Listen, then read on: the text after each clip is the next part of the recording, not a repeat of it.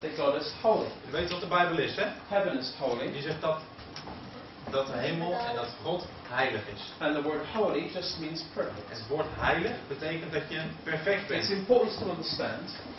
Ik hoop dat je goed kan begrijpen God cannot let anything imperfect into heaven. dat in de hemel, waar God de baas is, dat hij daar niks kan toelaten wat niet heilig is. Because if he did, it wouldn't be heaven. Want dan zou het niet meer de hemel zijn. The Bible also says that all of us, De Bijbel zegt ook dat wij allemaal, we've got zoals a we hier body zitten, and we've got a soul. dat we een lichaam hebben en een ziel. And when we die, our bodies are buried and they go away. En als we doodgaan, zoals alle mensen, worden we begraven. But your soul, which is like the real you, En je ziel blijft dan gewoon leven. that lives on forever, Dat blijft voor altijd leven. either in heaven or hell. In de hemel of in de hel. And there's no third place for it to go. En er is niet echt een derde keus. But unfortunately, we've got a problem, friends, Maar dan hebben we wel een beetje een probleem. because the Bible says Want de Bijbel zegt that if we've broken just one of God's laws, dat als we een fout hebben gemaakt, als we regels van God hebben lied once, cheated once, or hated once, wel eens hebben gelogen of hebben bedrogen of hebben gehaat. you know, just once like we all have, Gewoon één keer, zoals we dat wel allemaal doen. then our soul becomes imperfect, Dan is onze ziel niet meer perfect. and we cannot go to heaven. En dan kunnen we niet meer naar de hemel. Now, let me ask you a question, guys. Nou, ik wil jullie wat vragen. Do you know anybody that's never broken any of God's laws? Kennen jullie iemand thuis of van je familie of vrienden die nog nooit wat fout heeft gedaan? Well, the answer is obviously no, and neither do I. Nou, wij niet. So here's our problem. Dus dit is het probleem. All people have broken God's laws. Alle mensen hebben Gods regels overtreden, fouten Therefore, gemaakt. all people have imperfect souls. Daarom zijn ze niet meer perfect.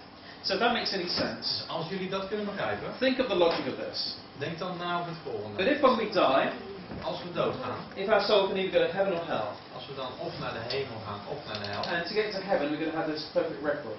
Maar als we naar de hemel willen, moeten we perfect zijn. And none of us have a perfect record. Nooit een fout hebben gemaakt en dat hebben we niet. Then Dat hebben we wel. that means all of us must be going to hell. En dat betekent dat we allemaal naar de hel zouden gaan. Now people say to me, Tony, that's very harsh. Of zeggen sommige mensen, Tony, dat is wel erg bruut. And people say to me, how can a loving God make a place called hell? Hoe kan een liefhebbende God nou iemand naar de hel sturen? Well, let me explain to you why God would. Nou, ik zal je uitleggen waarom hij dat doet. I want you to think of somebody in your life that you really love. Neem eens iemand in gedachten waar je heel veel van houdt. Now, we live in a harsh world.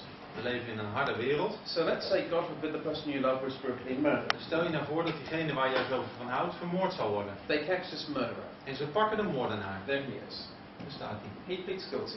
En hij bekent schuld. But to your horror, the judge says this. Maar tot je afschuw zegt de rechter, aan de linkerkant, die zegt het volgende. He says, this is a really bad thing that you've done. Die zegt tegen de moordenaar, nou dat had je niet moeten doen. But because I'm a loving Maar judge, omdat ik een liefhebbende God ben, well, I'm just going to let you on. zeg ik tegen jou, laat maar gaan. Ga maar.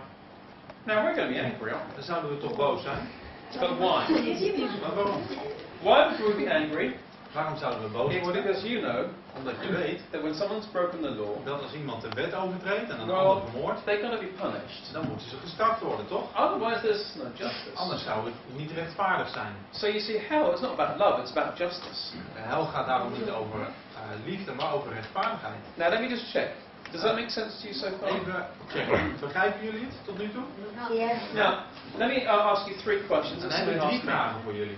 That really help me understand why God will make this place called hell. En daarom dan kan ik je wat beter uitleggen. But I told lies in my life, Ik heb gelogen in mijn leven, so that makes me a liar, doesn't dus it? dan zou ik een leugenaar zijn. Yeah?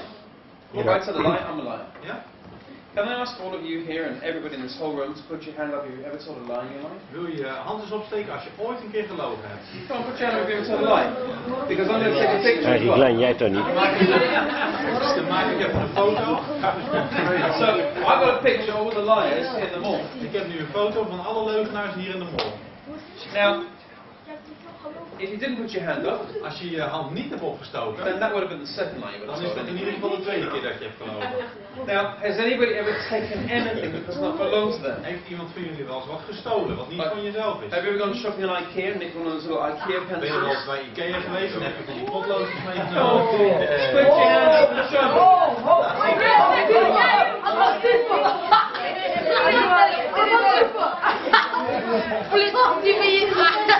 Ewout, jij ook?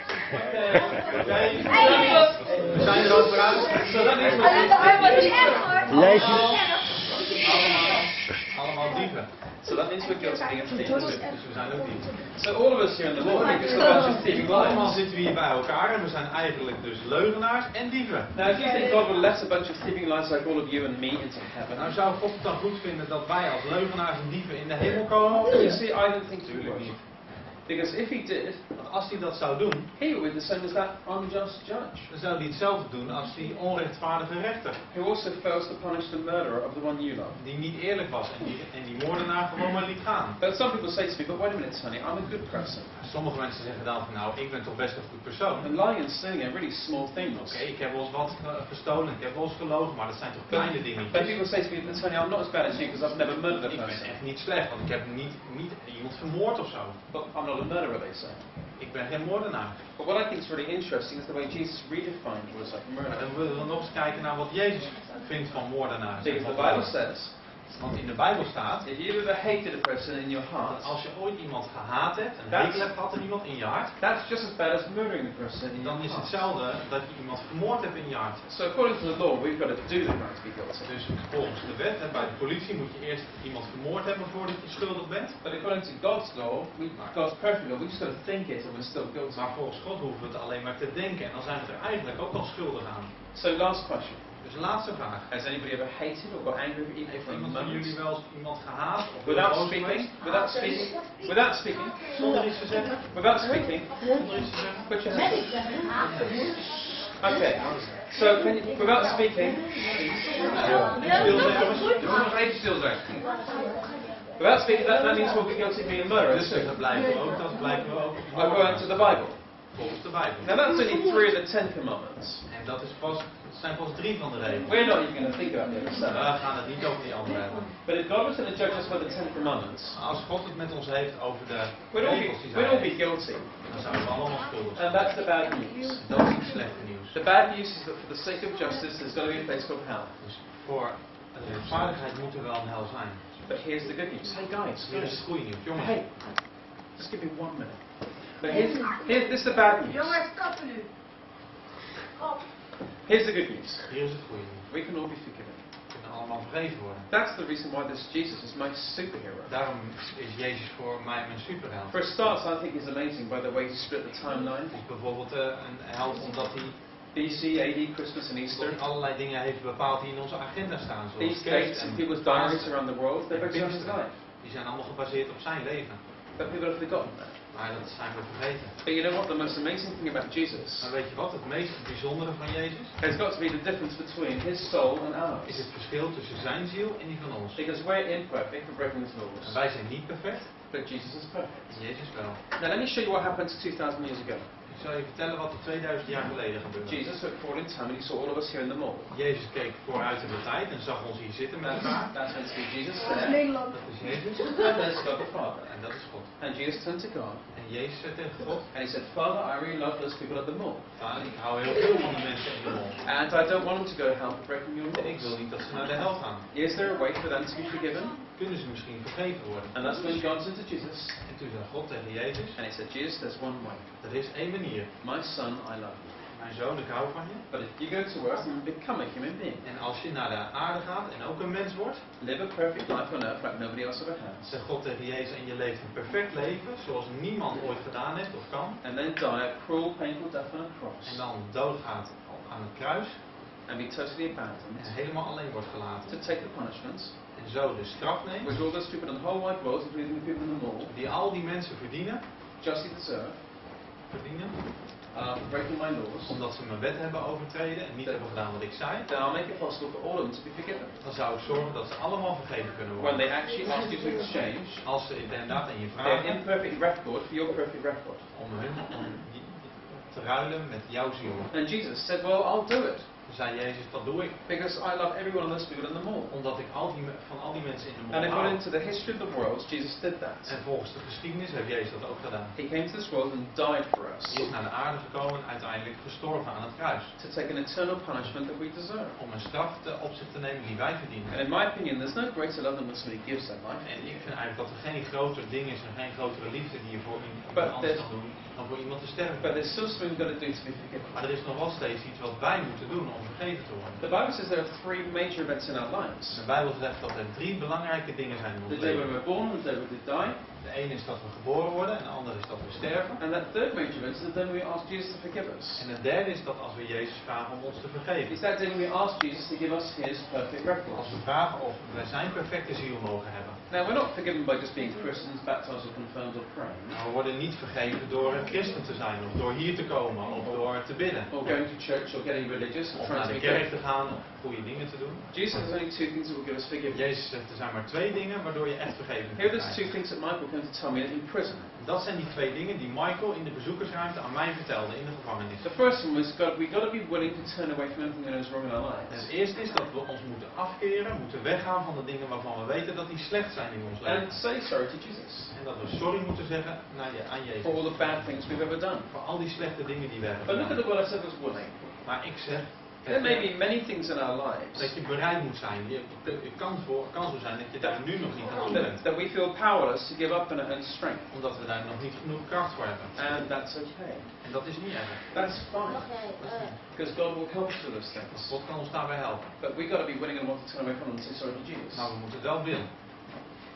And say sorry to Jesus. En sorry zeggen tegen Jezus. The second thing he said we've got to do to be forgiven. Het tweede wat we moeten doen om He said vergeven we've te got to worden, surrender our lives to Jesus. is dat we ons moeten overgeven. And all surrender means is this. En het overgeven betekent het It volgende. means that if God made you in your mother's womb, Het betekent dat als God jou gemaakt heeft in de buik van je moeder. and if God made the entire universe to surround you, En God heeft het hele universum gemaakt, de wereld om je heen. well, don't you think God deserves to be the central person in your En life? zou die dan niet de belangrijke rol in je leven mogen spelen? That's what the word means. Dat betekent het woord. Surrender is a change of attitude. Het betekent dat je houding verandert, It's where we acknowledge that Jesus is God. hoe je doet, wat je zegt. And we Dat try je to live for erkent Him every day. dat Jezus God is. En dat But je, unless we can do those two things, als je die 2 dingen niet doet, the Bible says it's impossible to be forgiven.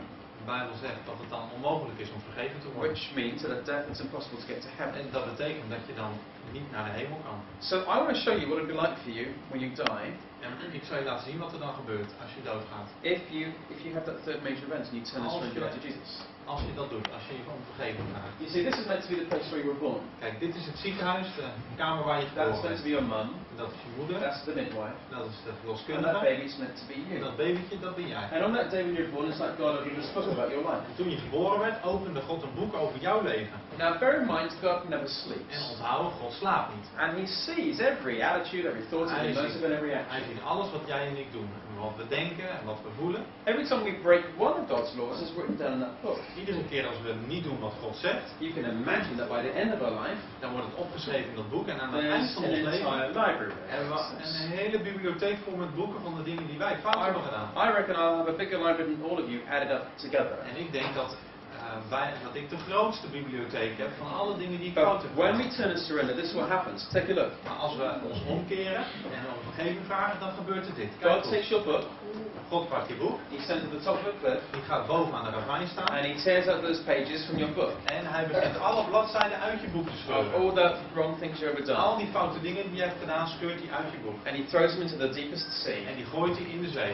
And God promises never to remember those things En again. hij belooft er nooit meer aan te denken. He then takes a copy of His perfect record, Dan pakt hij zijn perfecte boek and He puts it inside the cover of your en empty die book, stopt hij in de kaft van jouw lege boek. with your name on the spine of the book. Waar jouw naam op de rug van het boek And then staat. that book of yours En dat boek van jouw leven is then stored like a precious library book. wordt tentoongesteld in de hemel. And the amazing thing is this. En het bijzondere is dit. Your book's not touched again. Jouw boek, daar komt nooit meer iemand aan. Between the point you turn and surrender and the point you die. Op het moment dat je je omkeert en om vergeving vraagt, Even though, feit dat je even though dood. you probably make mistakes again and Ook again. al gaande daarna nog dingen fout. And then when you die, you're going to go before God on Judgment Day. En als je dan dood bent, dan kom je That's bij, meant to be you bij there, God te staan. next to an angel, Dan ben jij naast jou een at the engel foot of God.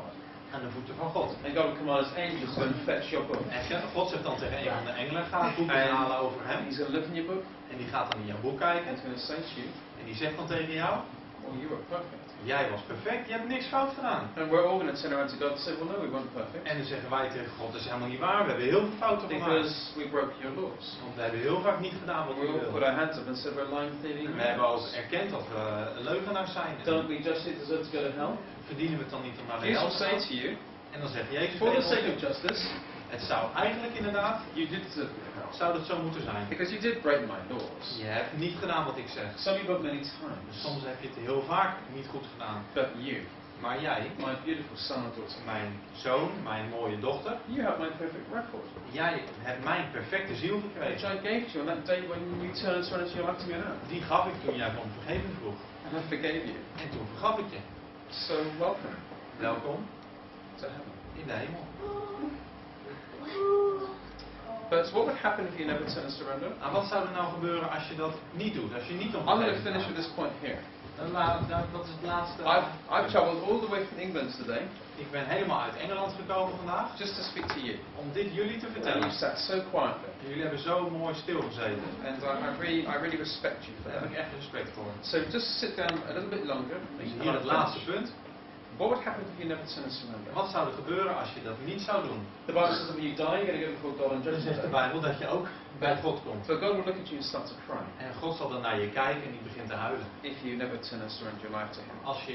Als je nooit om vergeving hebt He gevraagd. says, I'm sorry people at the law, Dan zegt hij, sorry mensen, but I can't let you into heaven. maar ik kan jullie niet in de hemel I laten. have to send you to hell.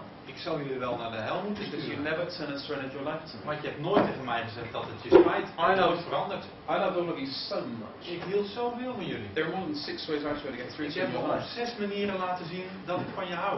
First, I died on the cross for you. Ik ben aan het kruis gestorven voor je. Did you know that for every sin that you committed, I was crucified? Wist je dat ik voor al die dingen die je fout hebt gedaan, dat ik daarom aan het kruis ben gegaan? Secondly, I sent people to come to speak to you about this message, including Tommy. En tweede is dat ik Tony heb gestuurd om dat aan je te vertellen. Third, there are churches throughout the whole of Holland and the whole wide world. En ten derde, er waren kerken en plekken zoals dit, waar je dat kunnen horen. Fourth, I gave you all a conscience. Ik heb jullie een geweten gegeven. You knew the difference between what's right and what's wrong. Je weet in je hoofd wat goed is en wat slecht is. Fifth, I made a world around you that was really beautiful. En ik heb de natuur gemaakt, alles om je heen. How could you not know I made that world? Hoe kon je dan niet weten dat ik dat allemaal heb gedaan? And finally, I rose from the dead Ja, uiteindelijk ben ik opgestaan uit de doden. to prove to you that I'm God. Om aan jullie te laten zien dat ik God And that ben. every word I said to you was true. En dat alles wat ik gezegd heb waar is. But you still did nothing. Maar je deed er maar niks mee. You see, friends, I can't force you to go to heaven if you don't want to go. Je ziet vrienden, zegt hij dan tegen ons, ik kan je niet dwingen om naar de hemel te I have gaan. to do what you want and Als send you jullie out. liever naar de hel willen, oké, dan moet dat. So can I ask you a real important question? Mag ik een vraag aan jullie stellen? Heel belangrijk. But Dat is goed. what about you? Hoe zit het met jullie? If you die tonight, where would you go? Stel dat jullie nou zouden overlijden, vannacht bijvoorbeeld. Waar zou je dan heen gaan? Or hell? Naar de hemel of naar de hel? Hell. Yeah. Some of you have chosen, that's right. Sommigen van jullie hebben die keuze al But gemaakt. other people, they're not sure. Maar sommigen zijn nog niet zeker. Well, to be sure, Maar om echt er zeker van te zijn, we do need a perfect record to get to a perfect heaven. moeten we die perfecte ziel hebben. Moeten we perfect zijn. There's only 2 ways to get hold of one. En er zijn 2 manieren om dat te worden. You could be a perfect person, Je kunt een perfect persoon zijn, but we're all below that one. maar dat gaat denk ik niet lukken. Or we could ask Jesus for his perfect record. Of we kunnen aan Jezus vragen of Hij ons wil vergeven. En of we zijn perfecte ziel mogen So hebben. what were those 2 things we had to do that? Nog even terugkomen, wat waren die 2 dingen die we moesten doen? One, we Om need in to de turn hemel te away from komen. anything that's wrong in your life. Eén is dat we moeten stoppen met de dingen die fout zijn in ons leven. And say sorry to Jesus. En daarvoor sorry zeggen tegen Jezus. And 2, En het tweede punt is find a way to make Jesus the most important person in your life. dat we moeten gaan proberen om Jezus de meest belangrijke persoon te But maken. unless we're willing to do those 2 things, Als we die 2 dingen niet doen, the Bible says it's impossible to be forgiven. dan is het onmogelijk om vergeven te worden. And at death, En als je dan doodgaat, it's impossible to get to heaven. dan kun je niet naar de hemel. And that's pretty sad, En dat zou wel heel verdrietig zijn. because that's the reason why Jesus Christ died on the cross for Dus us. dat is de hele reden waarom Jezus is gekomen en aan het kruis is gestorven.